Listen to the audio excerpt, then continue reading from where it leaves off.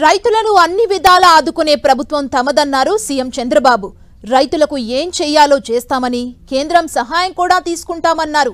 YCP హయాంలో కనీసం మాట్లాడే పరిస్థితి కూడా లేదని, రైతుల సమస్యలపై మాట్లాడే అర్హత వైసీపీకి లేదన్నారు. ఏమీ చేయలేని వాళ్లే శివరాజకీయాలు చేస్తున్నారని దేవా చేశారు. రైతులకు గత ప్రభుత్వం ఏమైనా చేసిందా అని ప్రశ్నించిన చంద్రబాబు, తమ ప్రభుత్వం బాధ్యతాయుతంగా వ్యవహరిస్తుందన్నారు. అనర్హులకు పెన్షన్లు తొలగిస్తే దాన్ని కూడా రాజకీయం చేస్తున్నారని చంద్రబాబు మండిపడ్డారు. కారు కింద కార్యకర్త పడ్డా మానవత్వం చూపించలేదని, సింగయ్య కుటుంబ సభ్యుల్ని బెదిరించి రాజకీయం చేస్తున్నారని ఆరోపించారు. బనకచెర్ల ప్రాజెక్టు వల్ల ఎవరికీ నష్టం లేదని, సముద్రంలో కలిసే నీటిని 2 తెలుగు రాష్ట్రాలు సద్వినియోగం చేసుకోవాలన్నారు సీఎం చంద్రబాబు. ఎప్పుడన్నా కానీ డ్రిప్ ఇరిగేషన్ ఇచ్చారా? మరి వీళ్ళు మాట్లాడడం ఏంటి? కనీసం రాయలసీమలో 2000 కోట్లు ఖర్చు పెట్టారు ఇరిగేషన్లో. వీళ్ళు మాట్లాడడం ఏంటి? నేను ఈరోజు 3950 కోట్లు ఒకేసారి 100 యువకుని డబ్బులు ఇచ్చాను. మైక్రో ఇరిగేషన్ 90% సబ్సిడీ ఇస్తున్నాం. వాళ్ళు 7500 ఇస్తే నేను 15000 ఇస్తున్నాను. 14,000 మేము ఇస్తున్నాం. ఏది అన్నదాత సుఖీభావ కింద. కాబట్టి అన్ని ప్రోగ్రామ్స్ అన్ని రివైవ్ చేశాం.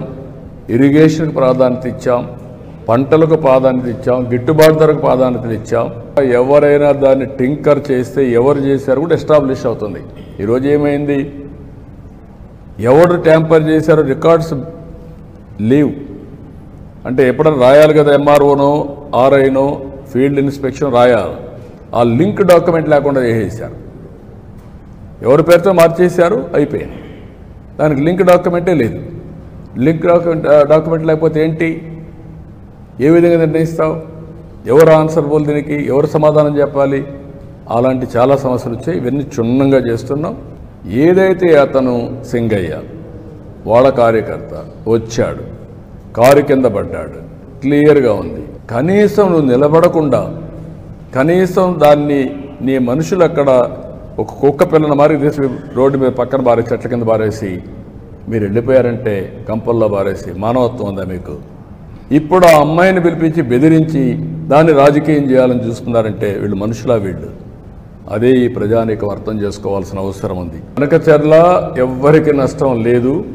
కొంతమంది మాట్లాడుతున్నారు, ఇది కరెక్ట్ కాదు.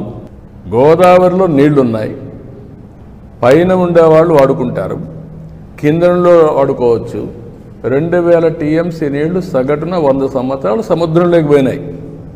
సముద్రంలోకి పోయే నీళ్లు ఒక 200 టీఎంసీ ఇక్కడ కానీ అక్కడ కానీ వాడుకుంటే రాష్ట్రాలు బాగుపడతాయి, తెలుగు కమ్యూనిటీ బాగుపడుతుంది, నీటి సమస్య పరిష్కారం అవుతుంది.